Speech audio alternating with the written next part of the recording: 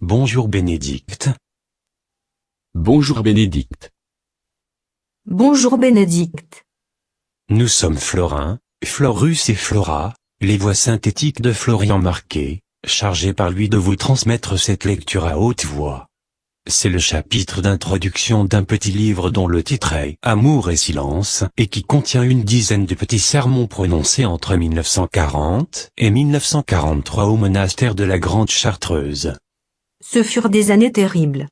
Le père Chartreux qui les a prononcés disait lui-même « Ces petits sermons ne sont pas vraiment de moi. Ce sont les pensées de mes confrères, que je leur disais pour leur faire plaisir.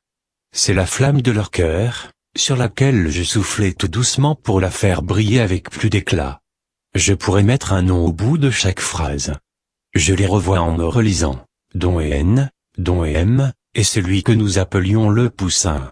Sa dévotion à la Vierge Marie était tyrannique, et il me tenait rigueur si je n'en parlais pas. » Voici le premier chapitre de cette introduction à la vie intérieure. Notre Seigneur nous dit que le royaume de Dieu est parmi nous, Luc 17, 21. Non seulement parmi nous, mais au plus intime de notre être. Celui qui m'aime, gardera ma parole, et mon Père l'aimera, nous viendrons en lui et nous établirons en lui notre demeure. Jean 14, 23. Nous oublions malheureusement trop ces vérités.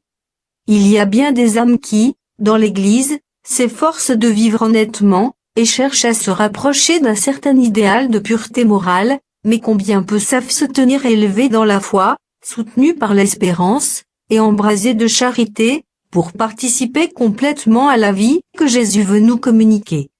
Nous sommes entourés, enveloppés, de prévenance divine. Nous avons tout ce qui est requis pour commencer dès aujourd'hui, une existence sublime d'intimité avec Dieu. Et ayons donc la volonté de vivre une vie surnaturelle. Nous connaissons les principes et le chemin nous est ouvert. Ce serait donc une faute de notre part, de ne pas nous y engager. Car il faut bien l'avouer, les enfants de ce siècle sont plus habiles dans leurs affaires que les enfants de lumière. Luc 16, 8. Nous avons en effet reçu un trésor infini que nous ne savons pas apprécier, et cet oubli où nous sommes de sa véritable valeur, ne nous permet pas de l'exploiter comme il conviendrait. N'est-ce pas notre négligence que notre Seigneur a visée lorsqu'il a parlé du talent stérile que le serviteur maladroit cache inutilement dans la terre? Matthieu 25, 18. Et pourtant Jésus fait plus que nous offrir le trésor de son amour intime.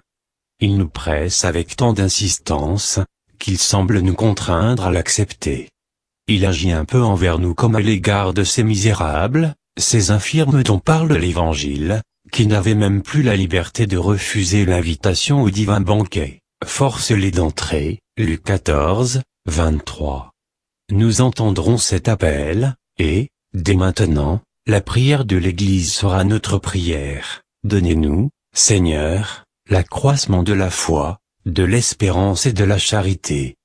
13e dimanche après la Pentecôte. Ne nous contentons plus de quelques actes de piété, au commencement et au cours de nos journées. De telles pratiques ne constituent pas une vie. Ce nom de vie suppose une activité permanente et continue. Or, notre Seigneur veut être notre vie, permanente et continue. Je suis la vie. Jean 11, 25. C'est donc sans cesse qu'il faut adhérer à Dieu. Jésus ne nous demande pas tel geste, ou telle formule de piété ou de dévotion. Il nous demande tous nos instants, toutes nos forces, toute notre âme, pour nous faire, en échange, commencer ici-bas, notre vie éternelle. Sachons correspondre à l'appel du Christ, pour respirer enfin l'air pur, et lumineux, de la vérité et de la charité éternelle.